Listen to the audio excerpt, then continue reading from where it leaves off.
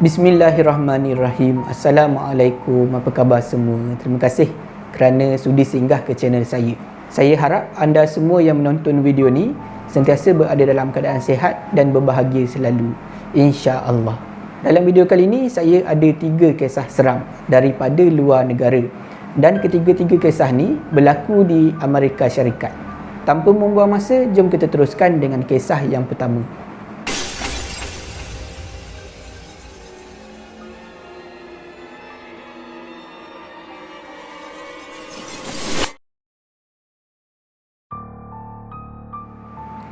Selamat datang ke segmen Singgah Seram. Untuk kisah pertama ni, saya akan gunakan nama samaran Johnny untuk memudahkan cerita. Perkara ni tak dialami oleh Johnny. Dia tak disaksikan oleh Johnny lah. Ada 2 kejadian. Kejadian pertama disaksikan oleh mak Johnny, dan kejadian kedua berlaku disaksikan oleh ayah Johnny dan pak saudara dia. Kedua-dua kejadian ni berlaku pada waktu yang berlainan, pada tahun yang berlainan lah, tapi berlaku di tempat ataupun lokasi yang sama. Semasa perkara ni berlaku, masa mak dan juga ayah Johnny ni saksikan perkara misteri ni, Johnny masih lagi kanak-kanak, berusia 9 dan 10 tahun. Tahun bila berlakunya tak diberitahu lah. Sebelum saya teruskan cerita, saya kena ceritakan sedikit sebanyak berkenaan dengan family ataupun keluarga Johnny ni. Keluarga Johnny selalu buat family day. Dia punya keluarga besar lah. Maknanya mak ayah dia berpakat dengan pak saudara semua, mak saudara, sepupu-sepupu semua berpakat untuk buat family day setiap tahun. Macam-macam aktiviti dia orang pernah buat. Family day. Kadang-kadang buat dekat resort, kadang-kadang buat dekat hotel. Dan dia orang ni semuanya keluarga ni, hampir semualah. Hampir semua daripada keluarga besar Johnny ni memiliki RV masing-masing. RV ni adalah singkatan untuk recreational vehicle. Maknanya kenderaan yang jenis besar tu, yang jenis ada macam rumah mini dalam body kenderaan tu. Dekat Malaysia pun ada benda ni. Jadi bila dah hampir ke semua keluarga besar ni ada, setiap keluarga, setiap family tu ada, family Johnny, family pak saudara dia berapa orang ni, mak saudara dia, sepupu-sepupu dia, semuanya ada, hampir semuanya ada RV. Jadi ada sesetengah tahun tu yang diorang berpakat untuk camping. Camping ramai-ramai, parking RV diorang dekat satu taman. Memang taman tu adalah taman RV park. Maknanya orang boleh parking RV masing-masing dekat taman tu dan camping dekat situ. Dan itulah yang family Johnny buat masa perkara ni berlaku. Kita mulakan dengan pengalaman misteri pertama yang dialami oleh mak Johnny. Jadi masa perkara pertama ni berlaku, Johnny berusia 9 tahun. Seperti mana yang saya bagi tahu tadi, keluarga Johnny ada buat, keluarga besar dia lah berpakat nak buat family day pada tahun tu di RV park. Jadi masa tu semua family bawa lah RV masing-masing, bawa keluarga masing-masing, parking lah dekat taman RV tu, RV park. Memang sangat-sangat seronok. Johnny boleh jumpa semua sepupu-sepupu dia dekat situ. Pada malam harinya, suasana dekat situ memang gelap. Sebab taman RV tu tak ada lampu jalan. Tak ada tiang lampu apa semua, tak ada. Tapi setiap keluarga ni memang dah standby lah lampu masing-masing. Lampu jenis untuk camping tu ditambah dengan lampu RV masing-masing. Jadi kawasan tu walaupun tak ada lampu jalan, tak ada tiang lampu apa semua, kawasan tu tetap terang lah untuk diorang bercamping dekat situ. Antara aktiviti yang diorang buat adalah BBQ, macam biasalah BBQ. Lepas tu bersembang-sembang, berjalan-jalan sekitar kawasan tu. Dekat kawasan RV park ni, dia bersempadan dengan sebuah hutan yang kecil lah. Bukan hutan tebal, hutan yang kecil saja. Berjalan-jalan sekitar-sekitar kawasan tu, tengok-tengok keindahan alam apa semua. Yang budak-budak pula, macam Johnny dan juga sepupu-sepupu dia ni, bermainlah dekat kawasan tu, main kejar-kejar, main menyorok-nyorok, macam tu. Memang sangat-sangat seronok, Johnny cakap. Sampai besarlah dia teringat kenangan-kenangan tu. Dipendekkan cerita, kita berbalik kepada Johnny. Johnny dan juga sepupu-sepupu dia malam tu, diorang main sorok-sorok di sekitar kawasan RV park tu. Jadi Johnny masa tu dia carilah tempat nak menyorok. Johnny masa tu dia pilih nak menyorok dekat bahagian belakang RV keluarga dia. Kebetulan dekat situ ada mak dia sedang duduk dekat atas kerusi malas, kerusi yang jenis boleh melonjor kaki tu. Mak dia lepak kat situ, ke bahagian belakang RV. Jadi Johnny perlahan-lahan menyorok dekat belakang kerusi malas tu. Jadi orang dekat bahagian depan ni memang tak nampak lah dia. Masa tu mak Johnny tak perasan Johnny menyorok belakang dia, dekat belakang kerusi malas. Jadi Johnny tak nak lah mak dia nanti terkejut ke apa kan, bila terperasan dia dekat situ masa orang nak cari nanti. Jadi nanti orang perasan dia dekat belakang. Jadi Johnny ni dia bagi tahu mak dia, mak, dia bagi tahu cara yang berbisik lah, mak, orang ada kat belakang ni. Bila dia cakap macam tu dekat mak dia terperanjat, terkejut.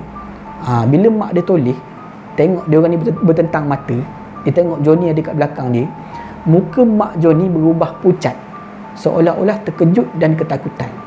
Johnny perasanlah muka mak dia macam tu, tapi Johnny anggap masa tu mungkin mak dia terkejut, dia panggil kan, tak sedar dia ada kat belakang tu. Jadi sebab tu lah mak dia terkejut. Johnny pun bagi tahulah mak dia, mak, orang menyorok kat belakang ni, jangan bagi tahu siapa-siapa. Mak Johnny tak cakap apa-apa masa tu, hanya sekadar mengangguk saja. Tapi muka dia masih lagi pucat, ketakutan, tak tahu takut apa. Kisah yang pertama habis dekat situ. Penjelasan dia akan ada dekat hujung cerita.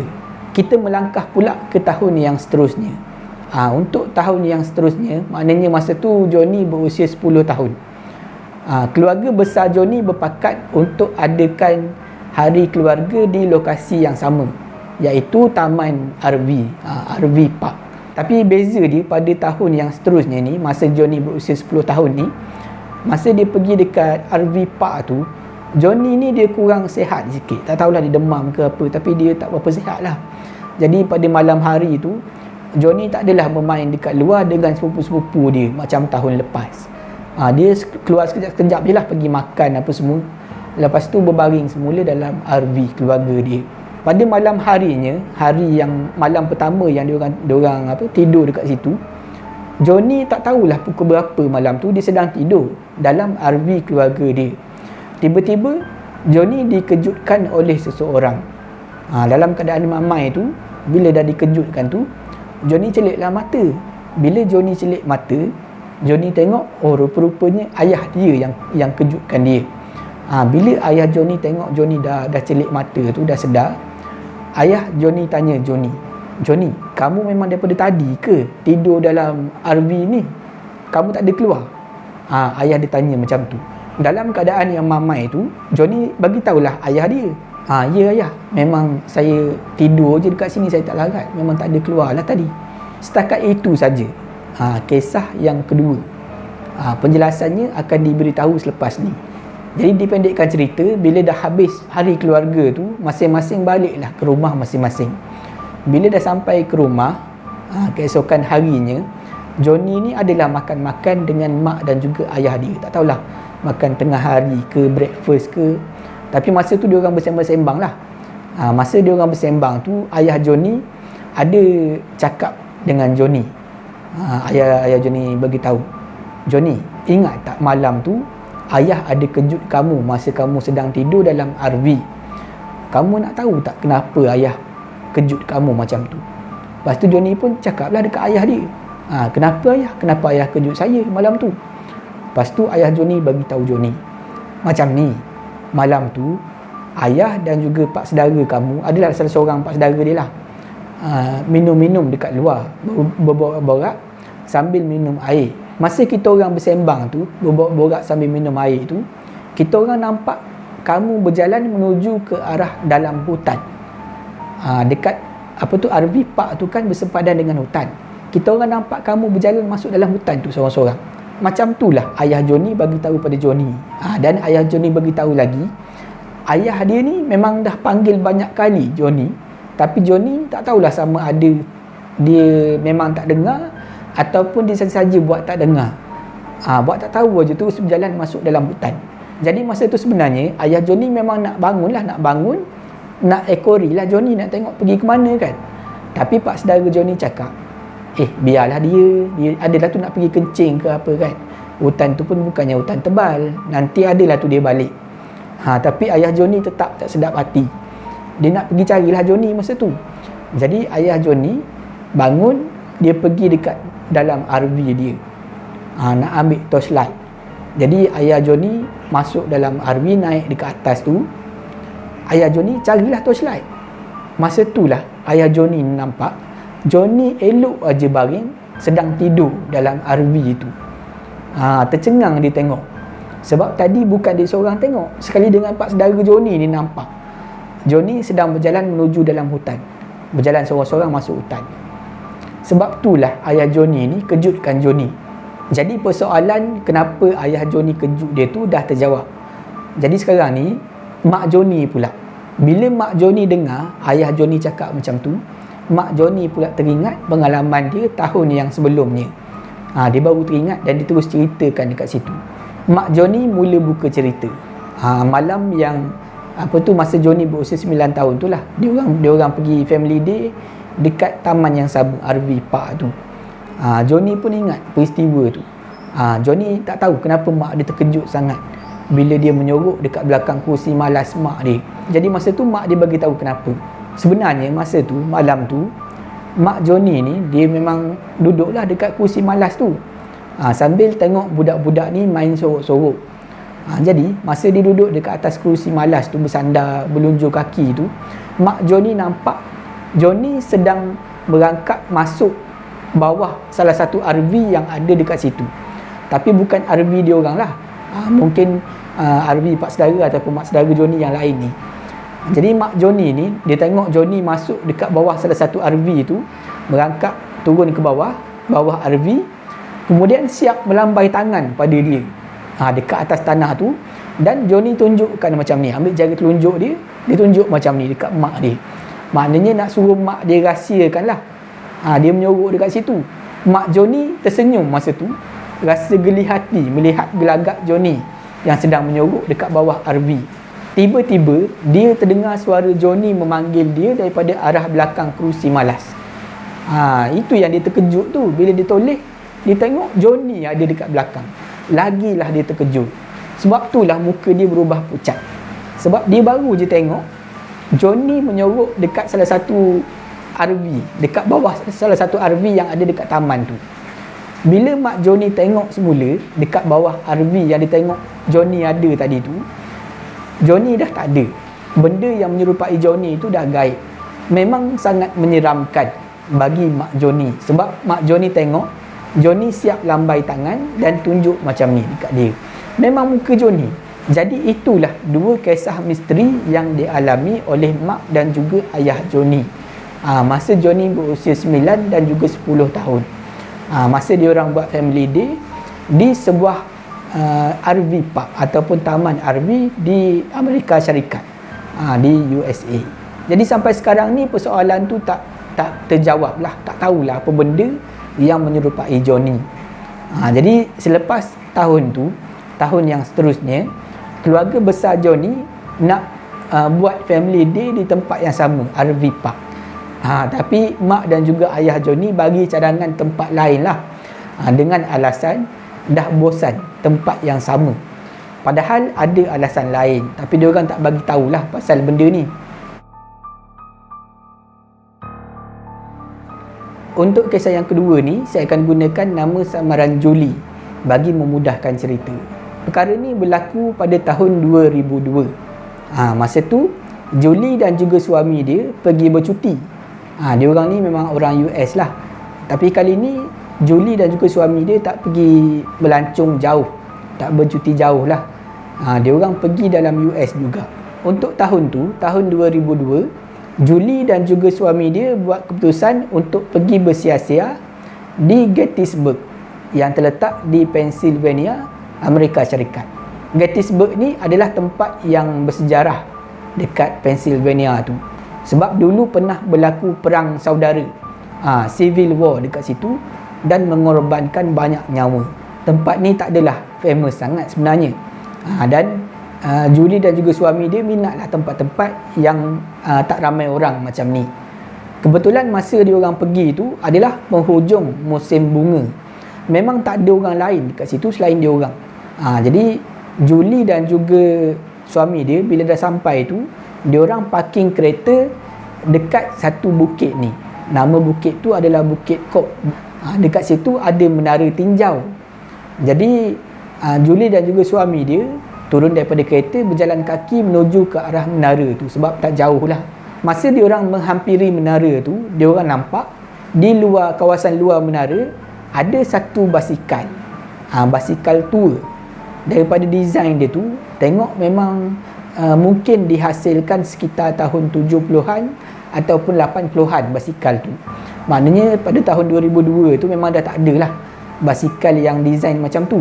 Julie dan juga suami dia tak endahkan basikal tu dan terus masuk dekat menara tinjau tu. Tangga menara tinjau ni dia agak sempit, jadi kena naik seorang-seorang lah. Naik seorang-seorang, dan menara tinjau ni agak tinggi. Sebab dulu zaman perang mungkin digunakan untuk nak tinjau musuh apa semua kan. Jadi dia orang berdua ni naik lah. Masa tu dia orang fikir hanya dia orang berdua saja dekat situ. Tapi bila dah sampai dekat atas, dia orang tengok ada lagi seorang yang memang dah ada dekat situ. Masa dia orang sampai dekat atas tu, dia orang tengok ada seorang lelaki muda sedang berdiri membelakangi dia orang. Sedang berdiri dekat atas menara tu, sedang melihat keindahan pemandangan daripada atas. Jadi dia orang punya sangkaan tu meleset lah. Maknanya ada orang lain yang dah sampai dekat situ lebih awal. Jadi tak apalah, bila dah sampai dekat atas, yang suami pada Julie ni, dia melihat-lihat lah dekat sekeliling, lihat pemandangan yang indah daripada atas tu. Julie pula, dia pergi melilau dekat kawasan tu. Jadi mula-mula Julie tak perasan lagi, tapi bila dia dah lama dekat atas tu, dah pergi merata-rata, Julie dia mula rasa seperti diekori oleh seseorang. Dekat atas tu cuma ada 3 orang aja. Ada dia, Julie ni, ada suami dia dan juga ada pemuda tadi, lelaki muda tadi. Lelaki muda ni daripada tadi, Julie rasa seolah-olah mengekori dia. Julie masa dia mula-mula sampai dekat atas dengan suami dia, dia dah perasan dah. Memang lelaki muda ataupun pemuda ni memang pelik sikit. Antara salah satu je benda yang pelik adalah pakaian dia. Pakaian lelaki muda ni ataupun pemuda ni, dia seolah-olah daripada zaman dulu. Zaman sekitar 70-an ataupun 80-an. Samalah dengan potongan rambut. Memang nampak klasik, macam retro sangat-sangat penampilan dia. Tapi Julie langsung tak nampak muka lelaki ni. Dan sepanjang Julie berada dekat atas tu, dia berjalan-jalan dekat atas tu, daripada ekor mata Julie perasan lelaki ni seolah-olah mengekori dia ke mana saja dia pergi. Tapi yang peliknya, Julie langsung tak perasan lelaki ni berjalan. Julie perasan lelaki ni seolah-olah hilang dekat satu tempat, kemudian muncul dekat tempat yang lain. Tapi Julie nak toleh tak berani. Tapi bila dah lama sangat, dia perasan lelaki ni dah ekori dia daripada tadi melalui ekor mata ni dekat tepi ni. Julie toleh nak memandang ke arah lelaki ni. Tapi bila Julie toleh nak pandang dia, tiba-tiba kepala Julie rasa pening yang teramat dan sakit kepala. Jadi Julie tak boleh nampak direct muka lelaki tu. Tapi dia perasan lah macam kabur kan, macam sama-sama aja dia nampak lelaki tu. Dalam keadaan macam tu, Julie masih lagi tak dapat nak tengok macam mana muka lelaki tu. Julie tengok suami dia masih lagi okey saja. Tengok pemandangan dekat sekitar kawasan tu daripada atas. Jadi Julie, dia cepat-cepat pergi tarik tangan suami dia, ajak turun ke bawah. Dan dia orang terus turun ke bawah. Sepanjang turun tangga tu, nak turun tu pun lambat juga. Sebab tangga tu sempit dan menara tu agak tinggi. Sepanjang turun tu, Julie langsung tak cakap apa-apa pada suami dia. Jadi bila dah sampai dekat bawah, dia orang terus menuju ke arah kereta. Berjalan kaki menuju ke arah kereta, masuk dalam kereta, dan suami Julie terus memandu tinggalkan tempat tu. Bila dia orang dah keluar daripada kawasan tu, barulah Julie ni ceritakan apa yang berlaku tadi. Julie bagi tahulah suami dia. Rupa-rupanya suami Julie pun perasan benda yang pelik pada lelaki tadi, pemuda tadi. Katanya suami Julie ni dia siap nampak lagi macam mana rupa pemuda tu. Kata suami Julie, lelaki tu tak ada muka. Kosong aja muka dia. Dan lelaki tu juga, suami Julie tahu, bergerak dalam keadaan seolah-olah boleh teleport, hilang dekat satu tempat dan muncul dekat tempat yang lain. Suami Julie nampak benda tu sebenarnya. Pergerakan lelaki ni pelik macam tu. Suami Julie perasan sebenarnya, tapi disebabkan dia tak nak spoil kan percutian dia orang tu, dan dia tak nak isteri dia takut, Julie ni takut, jadi dia pretend je lah. Dia berlagak, dia berlakon seolah-olah tak ada apa-apa berlaku. Dia beranikan diri. Dia buat-buat menikmati pemandangan dekat sekitar tu. Tapi Julie pun terkena masa tu. Jadi Julie dan juga suami dia tak tahulah apa yang dia orang nampak masa dia orang bercuti dekat Gettysburg, dekat Menara Tinjau pada tahun 2002. Kalau ikut pendapat Julie berpendapat mungkin lelaki yang berpakaian macam orang lama tu, mungkin basikal dekat bawah tu basikal dia lah. Mungkin dia ni adalah semangat orang dulu yang dah meninggal dekat situ, tak tenang ke apa kan. Itu pendapat Julie. Pendapat suami Julie pula, benda ni adalah jelmaan syaitan untuk mengganggu dia dan juga Julie masa berada dekat menara tu. Macam itulah pendapat dia orang. Untuk kisah yang ketiga ni, saya akan gunakan nama samaran Jerry untuk memudahkan cerita. Jerry ni, dia dah lama bertugas sebagai seorang ranger hutan di USA, di Amerika Syarikat lah. Masa Jerry ceritakan kisah ni, dia dah berkhidmat selama 15 tahun sebagai seorang ranger hutan. Dan kisah yang dialami dan diceritakan oleh Jerry ni berlaku pada tahun yang ketiga dia bertugas sebagai ranger hutan. Maknanya masa tu dia baru lagi lah jadi ranger hutan, baru 3 tahun. Satu hari ni, pejabat tempat Jerry bekerja, pejabat perhutanan lah USA dekat kawasan tu, ada terima satu aduan daripada seorang pengunjung yang mengunjung taman berhampiran dengan hutan yang dia jaga. Kata pengunjung ni, dia ada ternampak satu serigala hitam yang sangat besar. Jadi Jerry, dia masa tu dia buat tak tahu je lah, sebab Jerry tahu kawasan tu, taman yang berhampiran dengan hutan tempat dia jaga ni, bukan habitat semula jadi serigala. Jadi tak mungkin lah ada serigala dekat kawasan tu. Lagi satu, Jerry ni dia buat tak tahu sebab aduan tu adalah hanya sekadar nampak saja kelibat serigala. Maknanya tak ada serangan daripada serigala, tak adalah, maknanya tak bahayalah. Jadi sebab itulah Jerry ni dia buat tak tahu je. Tapi seiring masa, aduan macam tu makin banyak diterima di pejabat tu. Selang 2-3 hari ada lagi seorang mengadu ternampak serigala hitam yang besar. Selang sehari dua lepas tu ada lagi seorang mengaku ternampak serigala hitam di kawasan tu. Jadi nak tak nak, Jerry terpaksalah buat tindakan sebab dah ramai sangat mengadu. Jerry bertolak daripada pejabat dia, pejabat perhutanan tu, pada waktu tengah hari. Dia bertolak, sampailah dekat lokasi yang selalu orang nampak kelibat serigala hitam yang besar. Bila sampai dekat situ, Jerry pun carilah, pergilah meninjau kawasan tu, di sekitar kawasan tu, untuk cari keberadaan serigala hitam macam orang selalu cakap. Dah 3 jam Jerry ni melilau dekat kawasan tu mencari kesan-kesan serigala. Memang tak adalah. Kalau kesan pun tak ada, serigala memang langsung tak nampak lah. Dah 3 jam dia seorang-seorang dekat situ mencari, langsung tak jumpa.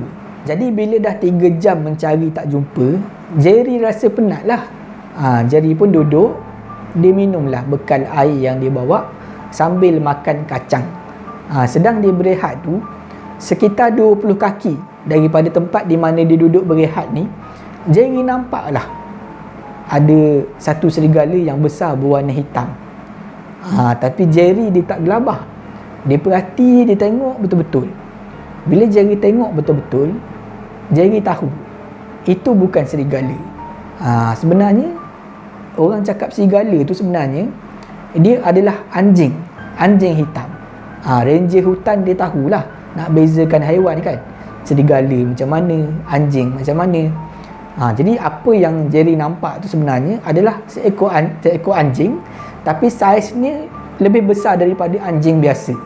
Dah sampai tahap serigala lah saiz dia tu. Dan bila diperhatikan lagi, Jerry nampak dekat leher anjing tu ada collar. Collar anjing yang biasa anjing yang orang bela pakai. Bermakna anjing ni ada tuan sebenarnya. Dia bukan anjing liar. Jadi masa tu Jerry dia cubalah panggil anjing ni dengan cara bersiul. Bila dia bersiul macam tu, dipanggil, anjing ni datang menghampiri dia. Jadi masa tu Jerry tahulah anjing ni memang tak ganas lah, anjing yang jinak. Bila Jerry tengok anjing tu dah berjalan menghampiri dia, Jerry pun pergilah dekat kereta. Dia menggunakan alat komunikasi radio tu lah, macam yang polis guna tu. Dia kontak pejabat, bagi tahu dia dah jumpa yang orang cakap serigala tu. Dia bagi tahulah bukan serigala, ini anjing lah, anjing hitam yang besar. Masa Jerry bercakap tu, anjing tu memang dah sampai dekat dia. Tapi masa tu Jerry dia cakap guna alat radio ni kan. Dia cakap, aku nak bawa balik anjing ni ke pejabat, ke ibu pejabat lah. Bila Jerry cakap aja nak bawa balik anjing ni ke ibu pejabat, anjing ni seolah-olah faham apa yang Jerry cakapkan tu. Bila dia dengar aja nak bawa balik ke pejabat, anjing tu terus berlalu pergi, berjalan laju meninggalkan Jerry. Bila Jerry perasan anjing ni dah pergi tinggalkan dia, Jerry pun dia tamatkan panggilan tu dan dia pergi ikut anjing tu. Tapi masa Jerry follow anjing ni seolah-olah bermain-main dengan Jerry. Sebabnya bila dia dah berjalan jauh, macam berjalan laju lah, jauh sampai satu tempat, dia berhenti. Dia tunggu Jerry datang dekat. Bila Jerry dah dekat, dia lari lagi. Dia berjalan laju lagi tinggalkan Jerry. Beberapa kali dia buat macam tu. Lebih kurang 5 minit jugalah Jerry ni kejar anjing tu.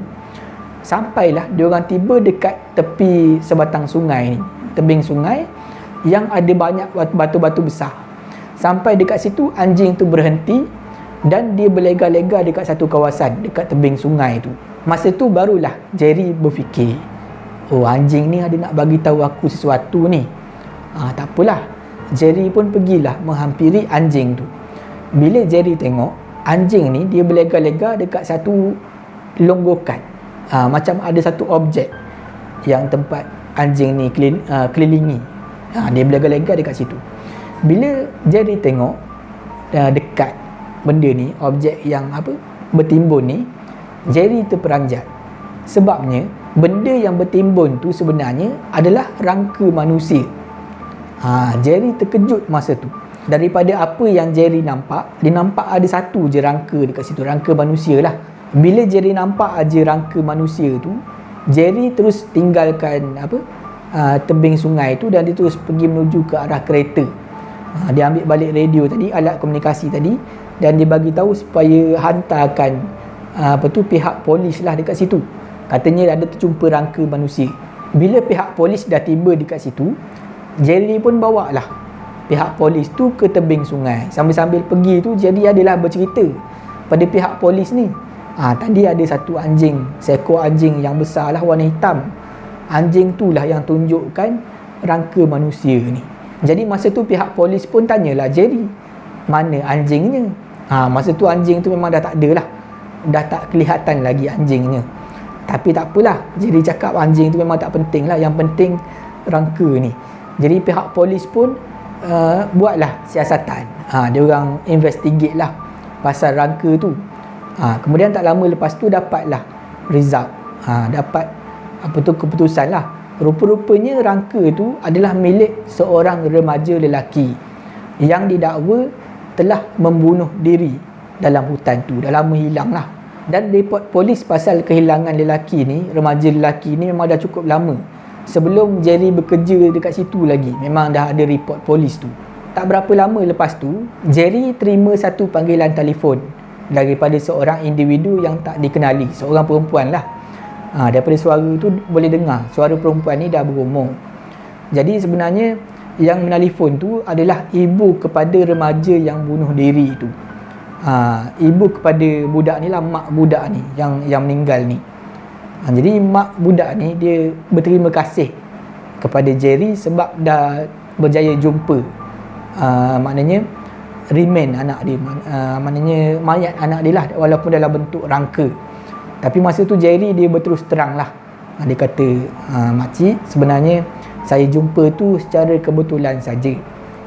Sebenarnya ada seekor anjing yang tunjukkan di mana mayat anak makcik berada, rangka dia berada.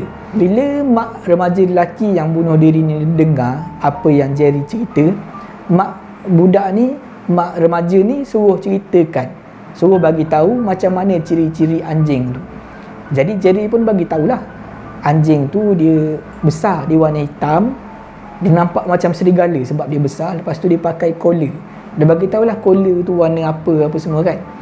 Bila dengar macam tu, mak remaja lelaki ni terdiam. Lepas tu dah diam lama tu barulah dia buka mulut.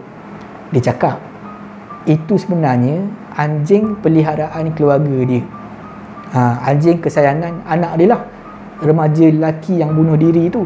Kata mak remaja yang bunuh diri ni, anak dia memang jenis yang tak bergaul dengan orang. Jenis pendiam, tak bergaul dengan orang, tak ada kawan. Dan satu-satunya kawan anak dia adalah anjing tu lah, anjing hitam yang besar tu. Bila anjing hitam yang besar tu mati, anak dia jadi macam kemurungan, kesedihan yang melampau. Dan sejak itulah, lepas anjing tu mati, anak dia melarikan diri masuk dalam hutan dan terus hilang tak jumpa-jumpa. Sampailah Jerry jumpa rangka dia. Maknanya dia memang masuk tu nak bunuh diri lah, tak tahulah. Dan memang mak dia bagi report polis, cakap mungkin anak dia dah bunuh diri sebab kesedihan anjing dia mati. Jerry jadi speechless bila dengar mak remaja lelaki ni ceritakan pasal anjing tu.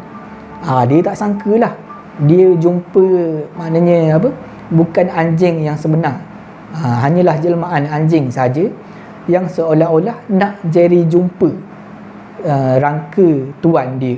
Semenjak kejadian tu berlaku, kejadian Jerry jumpa rangka tu, dah tak ada lagi pengunjung yang mendakwa ternampak serigala hitam di kawasan tu. Itulah kisah yang diceritakan oleh Jerry, seorang ranger hutan bertugas di Amerika Syarikat. Setakat itu saja video saya pada kali ini. Saya harap anda semua terhibur. Jika anda suka video ni, jangan lupa like, share dan komen video ni. Jangan lupa subscribe dan tekan butang loceng untuk dapatkan notifikasi video yang seterusnya. Jangan takut kepada makhluk, tetapi takutlah kepada pencipta sekalian makhluk. Semoga kita bertemu lagi di video yang seterusnya. InsyaAllah. Assalamualaikum.